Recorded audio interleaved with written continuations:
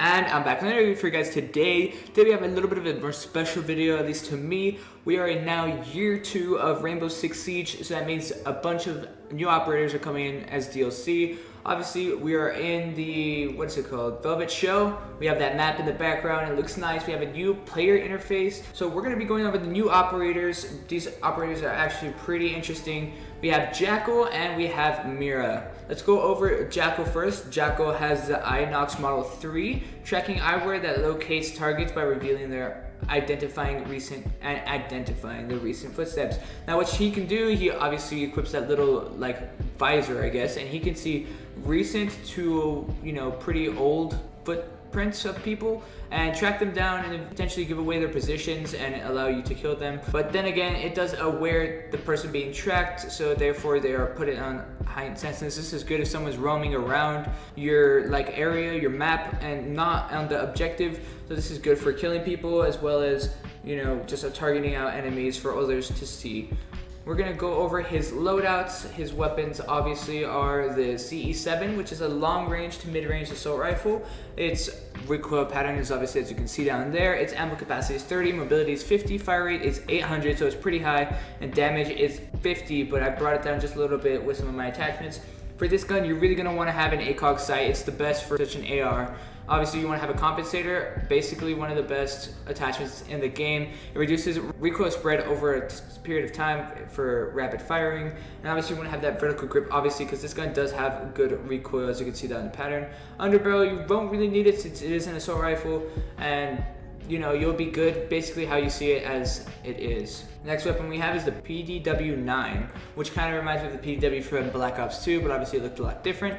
This gun is interesting because it does have a drum magazine, which is actually makes it like kind of a really heavy light machine gun in a way. It does have a lot of recoil, as you can see. Its capacity is 50, its mobility is 50, its fire rate is 800, as well as its damage is kind of low, but all those bullets do make up for it. Obviously you want to run a red dot sight since it's going to be a lot more accurate with this, such an SMG. Compensator always, because it reduces the recoil. Vertical grip especially, you're really going to need one. Not so much the angled grip if you can already compensate with the recoil. Let's say you have elevated thumbstick, so you might not need the angled grip as much, but I mean, you might not need the vertical grip as much, but the angled grip, all it's going to do is help your transition between your ADS or from your hip fire through your ADS. Underbarrels, it is recommended to have an underbarrel since this is an SMG. You're probably going to be spraying a lot, so I recommend getting one. For my own purposes, I really just don't like the red dot sight since I am wearing a sight. If you're not using the sight, definitely run a underbarrel laser sight. For both operators, they will be running the ITA-12L. It is like a kind of a semi-automatic shotgun. It's kind of like, you can characterize it as, I guess, Castle's shotgun if you guys ever use Castle. I know I use them a lot. Basically, it's just another shotgun. Obviously, you're going to want to have that red dot sight, and sights is up to your preference if you're really going to use it. If you're going to use any sight on any shotgun, I do recommend the holographic sight, but it is your personal preference. Next up, we do have some interesting secondaries. We have the first secondary shotgun ever on Rainbow Six Siege, so this is very interesting. Obviously we have let's see what it's called. Yeah, so this is the same model, but the L, I guess it's just a snub nose version of it. So basically the same thing always. You want to either run a red dot sight sometimes, not all the times. I don't recommend it. I actually use this a lot more for breaching into doors instead of using my explosives if I am running explosives. So it is very good for that. Sights as well, I don't like using it but on shotguns, but that's my personal preference. Go ahead, use whatever you want. That's basically it for this shotgun. This one is on the other operator as well as this pistol. We have a USP-40. It's a 40 caliber semi-automatic pistol. Obviously you can see its recoil, you can see its capacity, you can see its mobility, its fire rate, and its damage is actually kind of low compared to regular pistols. So I do recommend either one, a muzzle brake or a suppressor. I'm actually going to purchase a suppressor right now. Underbarrels, obviously you do want to have one. Let me see if obviously you want to have an underbarrel just for that better accuracy for that, and that's basically it for. Actually, we have a breaching charge. Obviously you want to have that. And if you're not using a breaching charge, you're using a stun grenade, obviously you want to run that ITA. If you're not breaching with breach charges and using stuns, you definitely want to run that shotgun. Next we have Mira. Both of these operators are from Spain, so obviously Mira in Spanish means sea, and Jackal is just Jackal. Obviously, the animal. Anyway, what Mira has is the black mirror. It deploys a one-way bulletproof mirror on unbreakable and reinforced walls.